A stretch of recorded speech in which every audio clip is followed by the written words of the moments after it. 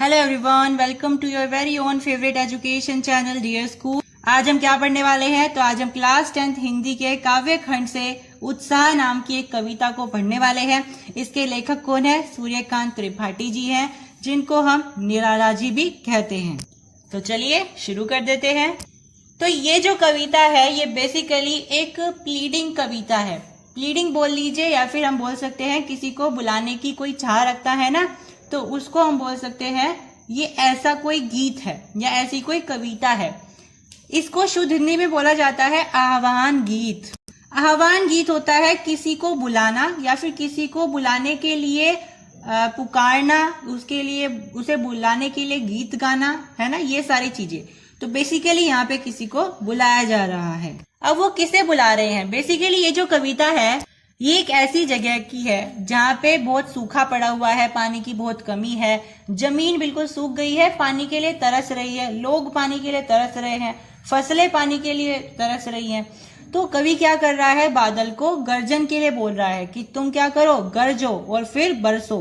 अब वो गरजने के लिए क्यों कह रहा है? खाली बरसने के लिए भी तो कह सकता है।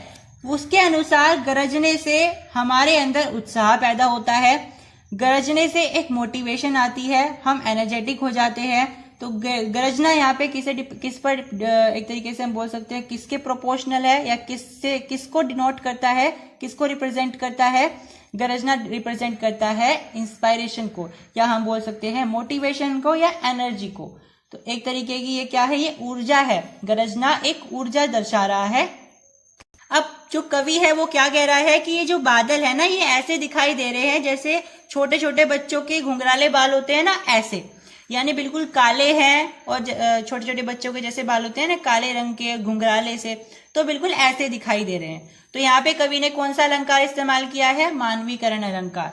मानवीकरण अलंकार में क्या होता है? हम किसी नॉन लिविंग थिंग की तुलना किससे करते हैं? इंसानों से करते हैं, यानी मानवों से करते हैं। तो यहाँ पे बादलों की तुलना किससे की गई? छोटे बच्चे से, यानी इंसान से की गई है।